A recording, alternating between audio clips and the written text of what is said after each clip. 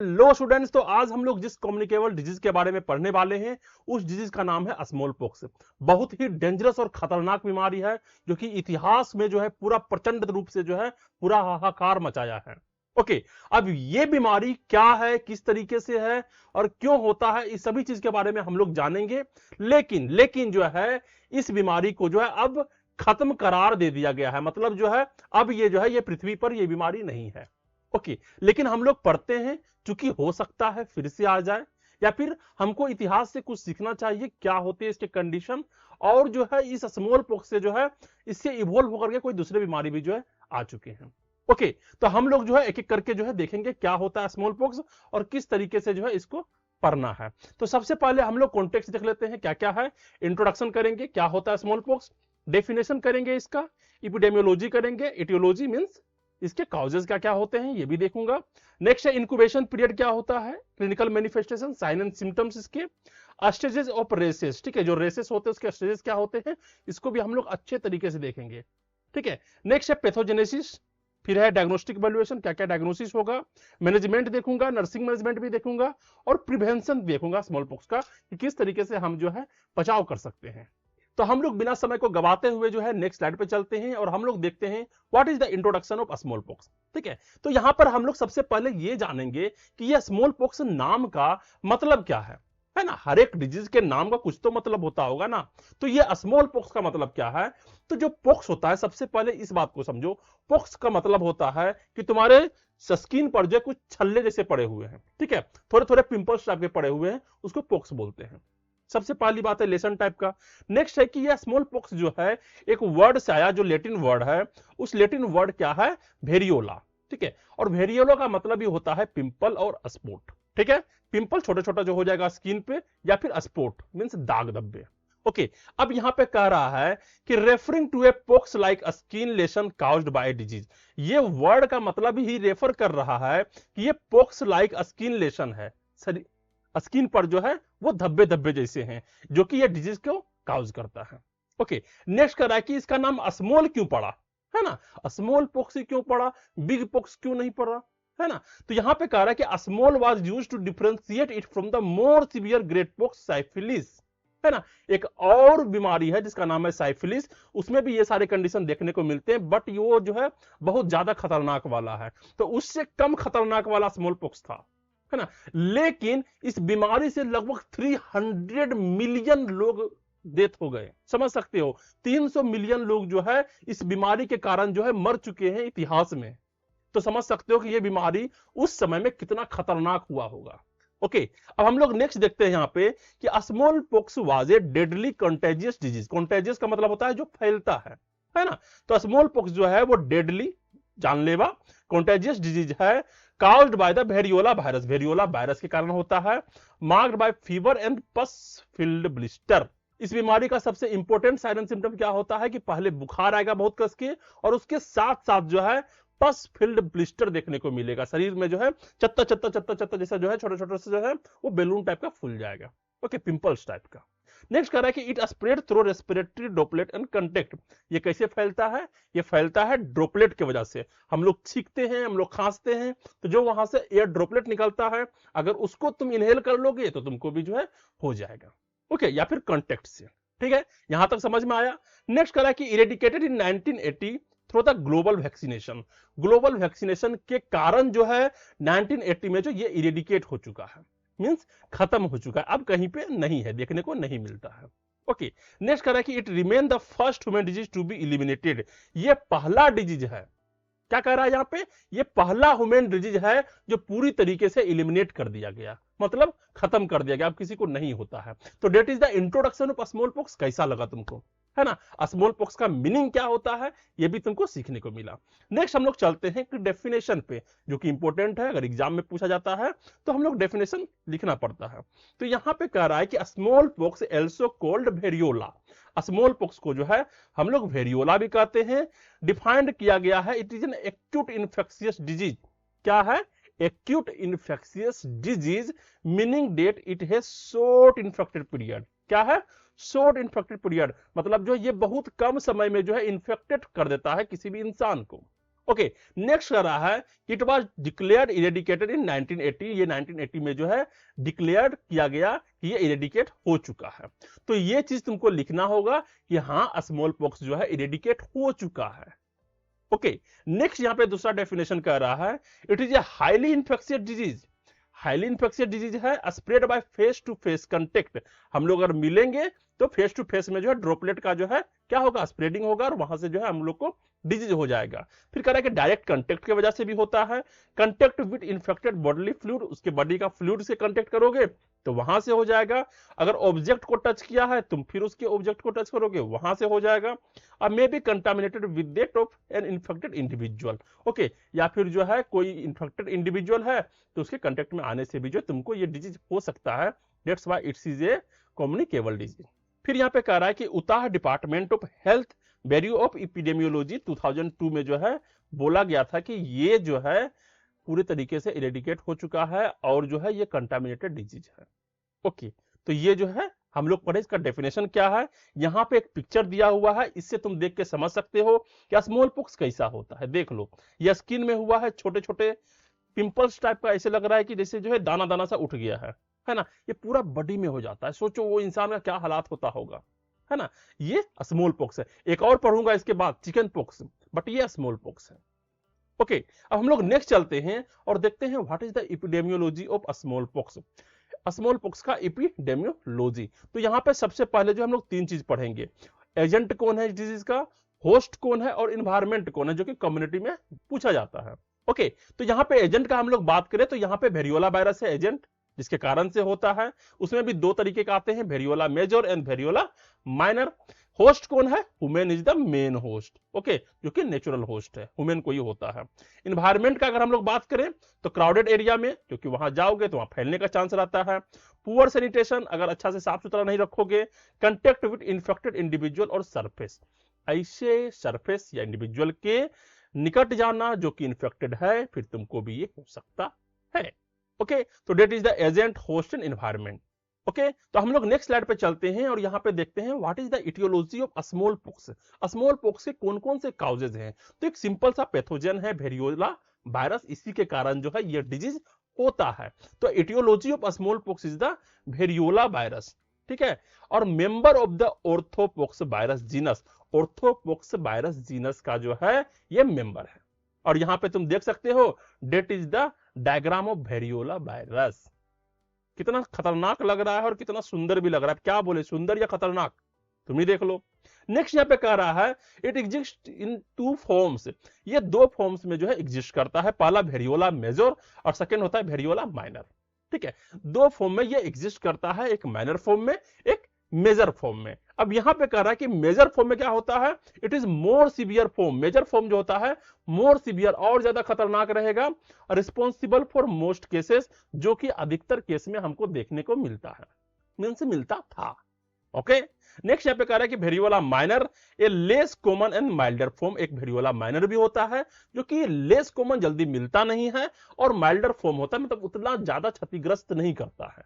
Date is the two types of small pox, variola major and variola minor. इतना समझ में आया।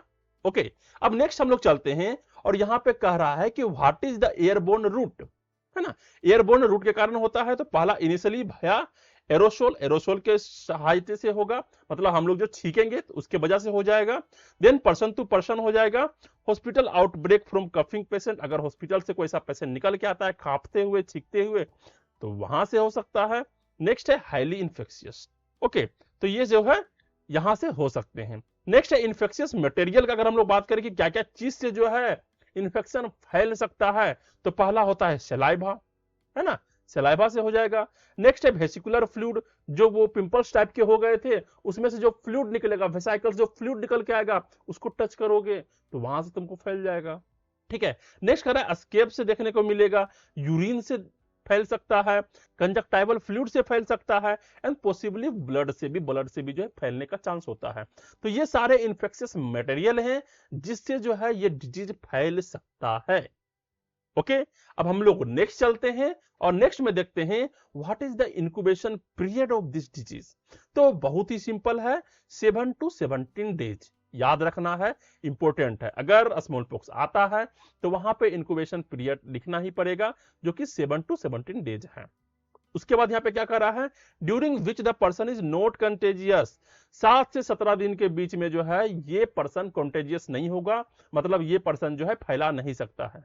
किसको? स्मॉल पॉक्स को। ओके, नेक्स्ट यहाँ पे कह रहा है कि symptoms like fever and rash appear toward the end of this period, और जो है फीवर्स और जो है जो भी यहाँ पे रेसेस होंगे वो अपियर होंगे 7 से 17 दिन के बाद ही।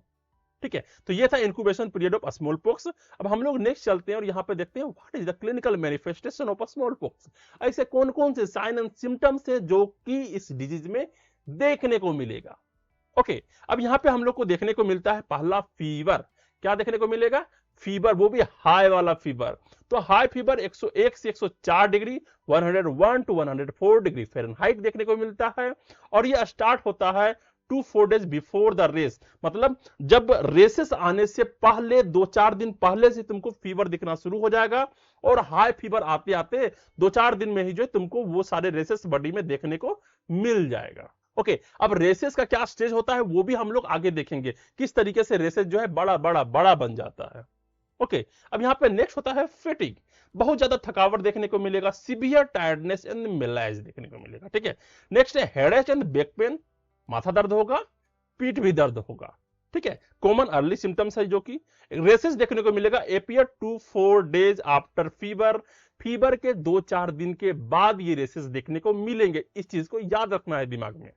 ठीक है, नेक्स्ट कर रहा है स्टार्टिंग ऑन द फेस, सबसे पहले फेस पे स्टार्ट होगा, फिर हैंड्स पे, फिर आर्म्स में, then spreading to the rest of the body, उसके बाद जो पूरा बॉडी में जो है फैल जाएगा। ओके, क्या क्या कह रहा है? पहले फेस पे, सबसे पहले कहां आएगा? फेस पे आएगा, लगेगा तुमको पिंपल्स है, फिर हैंड्स पे आएगा, हाथ में, आर्म्स में, उसके बाद जो पूरा बॉडी में धीरे धीरे फैलना शुरू हो जाएगा। यही है स्मॉल पॉक्स। ओके, नेक्स्ट कह रहा है कि pus filled blister, pus filled blister type को देखने को मिलेगा। The rash progress to raised fluid filled pustules and that later scab over, ये जो है प्रोग्रेस के तरह जो है धीरे धीरे बढ़ेगा, और क्या होगा उसमें फ्लूइड फिल्ड होंगे, और उसके बाद जो है वो सूखेगा और वहां पे एक धब्बा छोड़ के चला जाएगा। ओके, अब इसको जो हम लोग बहुत डिटेल से देखेंगे किस तरीके का स्केप होता है, किस तरीके से ब्लिस्टर बनता है। नेक्स्ट यहाँ पे कह रहा है कि symptoms peak around 7 to 10th day of the illness, ये सिम्टम्स कब ज्यादा स्टार्ट होंगे? 7 से 10 दिन के अंदर में जो धीरे धीरे जो ब्लिस्टर होना स्टार्ट हो जाएगा पूरा कस करके। ओके, तो ये था पस फिल्ड ब्लिस्टर जो कि क्लिनिकल मैनिफेस्टेशन है स्मॉल पॉक्स का, इसको ध्यान रखना है। ओके, अब हम लोग नेक्स्ट चलते हैं और यहाँ पे देखते हैं stages of rashes in smallpox. Smallpox में जो है कौन कौन से स्टेजेस होते हैं, किस तरीके से ये रेसेस जो है छोटा से बड़ा बड़ा बड़ा बड़ा बनता है। ओके, तो सबसे पहला जो यहाँ पे होता है वो होता है मैक्यूल्स। ठीक है, इसी तरीके से बनते जाएगा, पहला होता है मैक्यूल्स, फिर उसके बाद पेप्यूल्स, फिर होता है वेसिकल, फिर होता है पोस्ट्यूल्स, उसके बाद होता है स्कैब्स। तो जब मैक्यूल होता है, मैक्यूलस, उसको क्या बोलते हैं? फ्लेट, बस हल्का सा रेडिशनेस जैसा जो है तुम्हारे स्किन पे आएगा। फ्लेट होता है, red spot appear on the face, arms and legs. ठीक है, चाहे वो चेहरा पे हो, चाहे वो आर्म्स पे हो, चाहे वो लेग्स पे हो, बस हल्का सा देखने को मिलेगा, लालीपन हल्का सा। ठीक है, नेक्स्ट उसके बाद आता है पेप्यूल्स। पेप्यूल्स में क्या होता है? Spot become raised forming firm bump. अब क्या होता है? वो रेडिनेस में जो है वो हल्का हल्का उभार देखने को मिलेगा, इस तरीके से फूल जाकर से बेलून फूलता है। ओके, वहां पे फूल जाएगा। अब उसके बाद जो है ये बनता है वेसिकल्स। वेसिकल्स क्या बनता है? Bumps fill with clear fluid forming a small blister. अब वो जो बेलून बनेगा छोटा छोटा, अब उस बेलून में जो है फ्लूइड भर जाएगा। ठीक है, तुम देखे हो कभी हाथ जलता है तो किस तरीके से फोंका उठ जाता है, फोंका समझते हो ना, दैट्स ए विलेज लैंग्वेज। तो यहाँ पे बम्प में क्या होता है? क्लियर फ्लूइड जो है वहां पे भर जाएगा। अब क्या होता है इसके बाद का स्टेज में? यहाँ पे उसके बाद पोस्ट्यूल्स बनता है। अब पोस्ट्यूल्स क्या होगा? वेसिकल टर्न्स इनटू पस फिल्ड ब्लिस्टर। वही वेसिकल जो है धीरे धीरे जो पस फिल्ड ब्लिस्टर में बदल जाता है, उसमें जो येलोइश कलर का पस भर जाता है। Okay, firm and deeply embedded in the skin, और जो है पूरा डीपली तरीके से जो है स्किन को जो है इंबेड कर लेता है, घेर लेता है। ये होता है पोस्ट्यूल्स। यहां पे तुम पिक्चर देख सकते हो, है ना, इसका जो है नोट्स दे दूंगा, वहां पे जूम करके देखना किस तरीके से होता है। नेक्स्ट यहां पे आता है स्केप। अब क्या होगा? पोस्ट्यूल्स ड्राई आउट, अब धीरे धीरे जो है वो फट जाएगा, फट जाने के बाद क्या होगा? वहां पे सूखेगा। पोस्ट्यूल जो है ड्राउट हो जाएंगे एंड फॉर्मिंग स्केप, और वहां पे दाग जैसे छोड़ देंगे, स्केप छोड़ देंगे, डेट इवेंचुअली फॉल अप, वो गिर जाएंगे और फिर लिविंग स्कार, और जो है वहां पे दाग छोड़ के चला जाएगा। ठीक है, वो पोस्ट्यूल्स जो है वो सूखेगा, सूख के पपड़ी बन जाएगा, पपड़ी बनने के बाद वो गिर जाएगा और गिर के वहां पे एक बढ़िया सा सुंदर सा दाग छोड़ के जाएगा ब्लैकिश कलर का। ओके, तो ये है स्टेजेस ऑफ रेसेस, किस तरीके से जो है स्मॉल पॉक्स में हमको देखने को मिलता है, और यही चीज चिकन पॉक्स में भी देखने को मिलता है। ओके, अब हम लोग नेक्स्ट चलते हैं और देखते हैं what is the pathogenesis of small pox. ये स्मॉल पॉक्स होता कैसे है, बड़े में इंटर क्या होता है, किस तरीके से होता है, तो हम लोग उसी को पहले देखते हैं। तो सबसे पहले क्या होगा, एंट्री ऑफ वायरस, तुम्हारे बॉडी के अंदर जो है वायरस घुसेंगे। घुसेंगे किस तरीके से, तुम इनहेल करोगे उस इन्फेक्शन को, उस वायरस को। तो सबसे पहले इनहेलेशन होगा थ्रू रेस्पिरेटरी ट्रैक्ट। अब रेस्पिरेटरी ट्रैक्ट से किए हैं तो लोकल रिप्लिकेशन होगा कहां पे, virus multiply in the mucosa of the upper respiratory tract and oropharynx. अब रेस्पिरेटरी ट्रैक्ट में जो है गया है वो वायरस, तो कहां मल्टीप्लिकेशन करेगा, रेस्पिरेटरी ट्रैक्ट पे ही। ओके, तो रेस्पिरेटरी ट्रैक्ट में, अपर रेस्पिरेटरी ट्रैक्ट पर जो है वो वायरस मल्टीप्लाई करेंगे, और ओरोफेरिंग्स पे भी। ओके, नेक्स्ट क्या होगा उसके बाद, फिर प्राइमरी वायरेमिया होता है। वायरेमिया का मतलब क्या होता है, वायरस फैलना शुरू हो जाएगा। ठीक है, यहां पे कह रहा है कि virus enter into lymphatic system. अब वो लिम्फेटिक सिस्टम में घुस चुका है एंड इन्फेक्ट करेगा रीजनल लिम्फ नोड्स को, जो भी तुम्हारा लिम्फ नोड्स है वो सबको इन्फेक्ट करना धीरे धीरे शुरू कर देगा। इनिशियली स्प्रेड ऑफ वायरस विया ब्लड स्ट्रीम, और जो है शुरू में स्टार्टिंग में जो है ये वायरस जो है ब्लड स्ट्रीम के माध्यम से जो है फैलता है। ठीक है, तो हम लोग यहां पे 3 स्टेज देखें। पहला वायरस का एंट्री होगा, कहां एंट्री होगा, रेस्पिरेटरी ट्रैक्ट पे, और वहां पर जो है मल्टीप्लाई करेगा कहां पे, अपर रेस्पिरेटरी ट्रैक्ट पे एंड ओरोफेरिंग्स पे। उसके बाद जो है ये लिम्फेटिक सिस्टम को भी इन्फेक्ट करेगा और लिम्फ नोड्स को भी इन्फेक्ट करेगा, और ये ब्लड स्ट्रीम के माध्यम से जो है पूरा बॉडी में घूमेगा। ओके, अब नेक्स्ट यहां पे क्या देखने को मिलता है, फिर यहां पे आता है सेकेंडरी रिप्लिकेशन। अब सेकेंडरी रिप्लिकेशन क्या होगा, वायरस रिप्लिकेट इन लीवर, मतलब जो है वायरस ब्लड के माध्यम से जो है लीवर में, स्प्लीन में, सब जगह पहुंच चुका है। ओके, तो ये जो है वायरस रिप्लिकेट करेगा लीवर में, स्प्लीन में एंड रेटिकुलो एंडोथेलियल टिश्यू में। ये सारे जगह जो है यहाँ पे रिप्लिकेट करना शुरू हो जाएगा। रेप्लिकेट का मतलब समझते हो ना, रेप्लिकेट का मतलब था 1 से 2, 2 से 4, 4 से 8, ये रेप्लिकेट कर रहा है। ठीक है, डीएनए रेप्लिकेशन पढ़े हो कि नहीं जेनेटिक्स में, तो रेप्लिकेट कर रहा है। नेक्स्ट यहां पे आता है सेकेंडरी वायरेमिया। अब वो और स्पीडली तरीके से फैलेगा, virus spread extensively in the blood stream. अब जो वायरस है वो ब्लड में घूमना स्टार्ट कर देगा पूरा मौज मस्ती के साथ, चलो भाई चलो, पूरा जो ब्लड में घूमने चला गया, है ना। अब यहां पे क्या होता है, जब पूरा ब्लड में घूमना चला जाता है तो यहां पे स्किन इंफेक्शन देखने को मिलेगा। Virus localise in the small blood vessels. अब वायरस जो है स्मॉल ब्लड वेसल्स में भी जो है तुमको मिल जाएगा, of the dermis and leads to infection of the epidermal cell. ठीक है, उसके बाद जो है यहाँ पे डर्मिस में भी जाकर के रहता है और वहां पे इंफेक्शन काउज करेगा, जिसके माध्यम से जो है एपिडर्मल सेल को भी जो इन्फेक्ट करता है। फिर यहाँ पे क्या होगा, formation of rash, pustular lesions and characteristic of small pox. उसके बाद जो यहाँ पर रेसेस फॉर्मेशन होंगे, पोस्चुलर रिलेशंस फॉर्मेशन होंगे, और जो है स्मॉल पॉक्स के कैरेक्टरिस्टिक देखने को मिलेगा।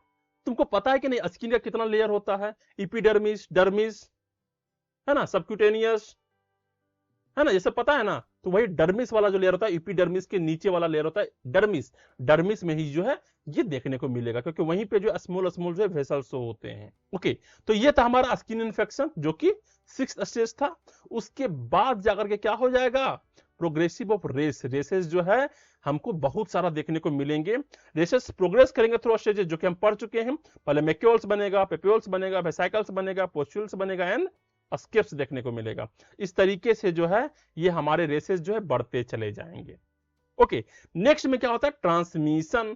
अब क्या होगा, दूसरा आदमी आएगा, तुमको टच करेगा, तुम्हारे पस को जो है टच करेगा, या फिर तुम्हारे सामने आएगा तो तुम जो है ड्रॉपलेट से उसको इन्फेक्ट कर दोगे तो उसको भी हो जाएगा।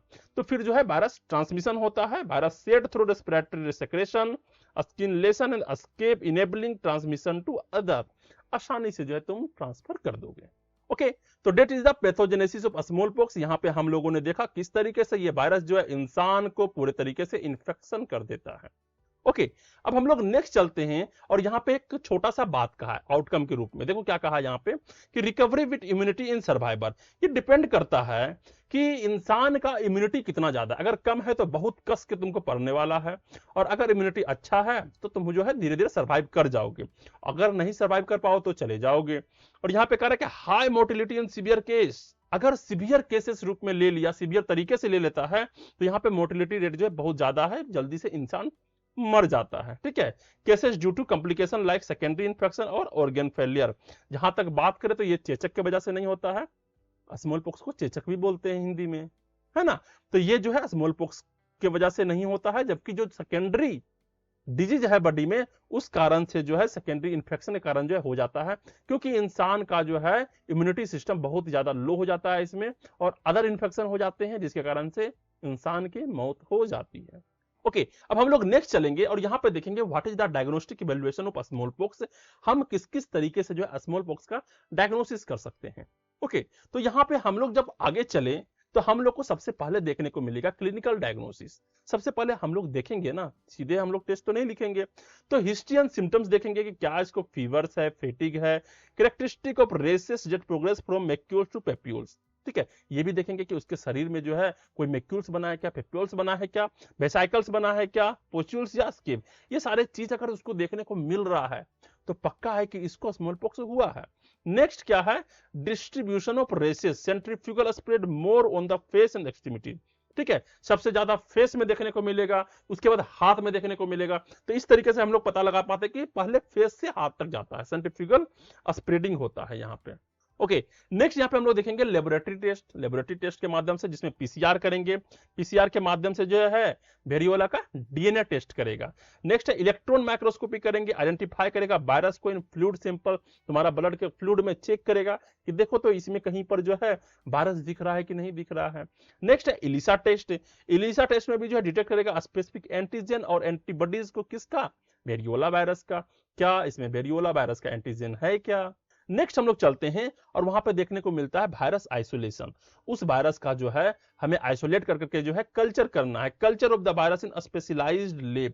यहाँ पे virus isolation is also a technique through which we detect the virus and the diagnose the disease. Okay, तो नेक्स्ट टेक्निक यहाँ पे देखने को मिलता है हिस्टोपैथोलॉजी। हिस्टोपैथोलॉजी में जो है हम लोग क्या करते हैं, इन्फेक्टेड स्किन सेल्स का जो है हम लोग जांच करते हैं और वहां पे देखते हैं क्या यहाँ पे ग्वार्नियरी बॉडीज है क्या। अब यहाँ पे ग्वार्नियरी बॉडीज क्या होता है, तो ये एक सेलुलर इंक्लूजन्स होते हैं जो कि स्किन पे पाया जाता है अगर वो इंसान स्मॉल पॉक्स या पॉक्स से इन्फेक्टेड होगा तो। ठीक है, तो वहां पे ग्वार्नियरी बॉडीज जो है हमको देखने को मिलता है। ओके, नेक्स्ट यहाँ पे आता है डिफरेंशियल डायग्नोसिस। अलग अलग डायग्नोसिस है, distinguish from chickenpox, measles and other rashes. यहाँ पे हम लोग जो है ये भी डिफरेंशिएट कर लेंगे, क्या ये चिकन पॉक्स तो नहीं है, मीजल्स तो नहीं है, या फिर अदर रेसेस तो नहीं है।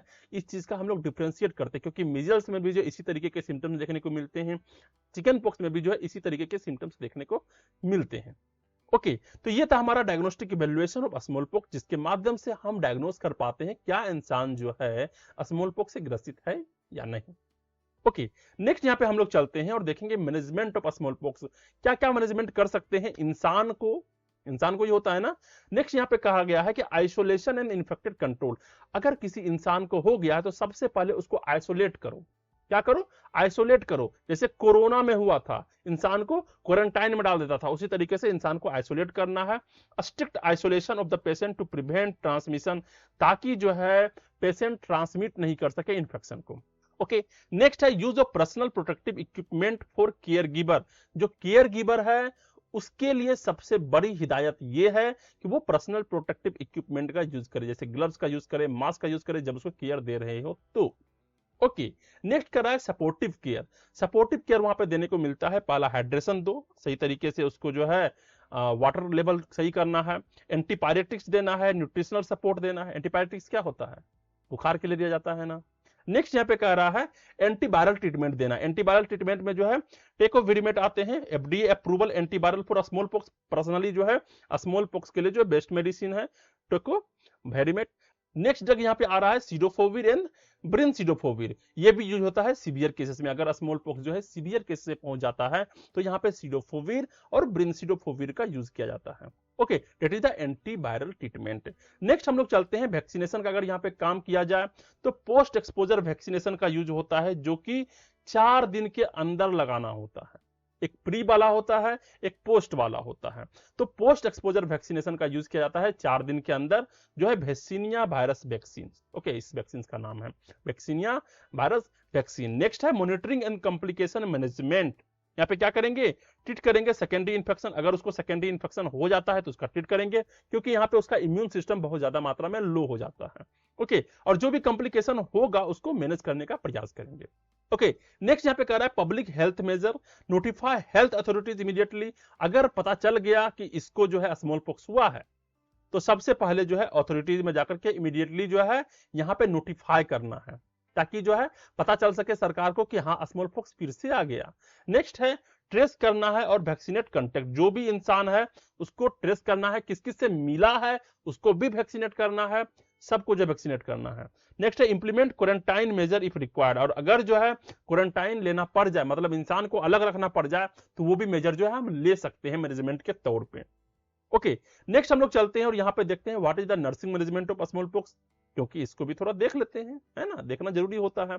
आइसोलेशन में रखना है, strict isolation with PPE to prevent spread. ठीक है, मॉनिटरिंग करते रहना है, क्या चीज का, वाइटल साइन का, रेस प्रोग्रेशन का एंड कॉम्प्लिकेशन का। नेक्स्ट है सपोर्टिव केयर में provide hydration, skin care and antipyretics. बुखार का दवा, स्किन केयर भी करना है क्योंकि उसके बहुत सारे स्केयर हो चुके हैं। नेक्स्ट है psychosocial support, offer emotional support and maintain communication with family. उसको इमोशनल सपोर्ट देना है, समझ रहे हो, कुछ नहीं होगा बच्चा, सही हो जाओगे, बहुत लोग सही हुआ है। और उसके फैमिली को भी जो सही तरीके से कम्युनिकेट करना है। मेडिकेशन करना है जो कि प्रिस्क्राइब्ड रहेगा, admission antiviral and prescribed treatment. Education देना है पेशेंट को, टीच इन्फेक्शन प्रिवेंशन, किस तरीके से इन्फेक्शन से प्रिवेंट किया जाता है, हाइजीन किस तरीके से रखा जाता है, एंड फॉलो किया जाता है, जो भी केयर है सारे केयर को फॉलो करना है। नेक्स्ट है कोलेबोरेशन। कोलेबोरेशन में क्या होगा, coordinate and health team for vaccination and case reporting. जो भी हेल्थ टीम है, जो भी वैक्सीनेशन टीम है, वैक्सीनेशन करने आया है, केस रिपोर्टिंग करने आया है, उस सब के साथ हमको कोऑर्डिनेट बना के चलना है। That is the nursing management of small pox. Okay, अब हम लोग नेक्स्ट चलते हैं और यहाँ पे देखते हैं जो कि लास्ट स्लाइड है, वो है प्रिवेंशन ऑफ स्मॉल पॉक्स। बीमारी तो होता है लेकिन बीमारी का बचाव होना बहुत ज्यादा जरूरी है। ओके, तो सबसे पहला जो यहाँ पे है वैक्सीनेशन। क्या करना है, रूटीन वैक्सीनेशन नाउ लिमिटेड। अब क्या है, स्मॉल पॉक्स का बहुत कम मिलता है, लेकिन अगर हो जाता है, मिल जाता है, तो post exposure vaccination with in 4 days, 4 दिन के अंदर जो उसको दिलवाना है। ठीक है, नेक्स्ट है isolation, strict isolation of infected individual. अगर किसी को हो गया तो ये प्रिवेंशन है ताकि दूसरे को ना हो, है ना, उसको जो आइसोलेट कर देना है। हाइजीन मेंटेन रखना है, regular hand washing and surface disinfection. Next है surveillance, early detection, case reporting and contact tracing. ठीक है, बहुत जल्दी हो सके तो वहां पर ट्रेस कर लेना है, डिटेक्ट कर लेना है बीमारी कौन सा है, केस को रिपोर्ट भी करना है, और कॉन्टेक्ट ट्रेसिंग, किस किस लोग से मिला है इस 1 वीक के अंदर जो उस सबको ट्रेस करके निकालना है, उसको भी वैक्सीनेट करना है। ओके, एजुकेशन देना है, पब्लिक अवेयरनेस करवाना है, सिम्टम्स के बारे में, ट्रांसमिशन के बारे में। नेक्स्ट है यहाँ पे ग्लोबल इरेडिकेशन, जो कि अचीव किया गया 1918 में थ्रू द वैक्सीनेशन कैंपेन। तो वैक्सीनेशन कैंपेन के माध्यम से 1918 में जो है इस चीज को अचीव किया गया कि हमारे अर्थ पर से जो है स्मॉल पॉक्स का नामो निशान मिट चुका है। ओके, तो ये था स्मॉल पॉक्स। इसके सिम्टम्स क्या होते हैं, क्या क्या डायग्नोस्टिक इवैल्यूएशन होता है, क्या प्रिवेंशन होता है, क्या वैक्सीन होता है, हर एक चीज हम लोगों ने डिटेल से जाना, समझा। तुम्हें कैसा लगा, कितना समझा, नीचे कमेंट करना है। कैसा लेक्चर लगा, अच्छा नहीं लगा, वो भी नीचे कमेंट करना है। लाइक जरूर करो इस वीडियो को, शेयर करो अपने वैसे दोस्तों को जिसको समझ नहीं आता और उससे भी जिसको समझ आता है। ओके, सब्सक्राइब करो चैनल को। Thank you.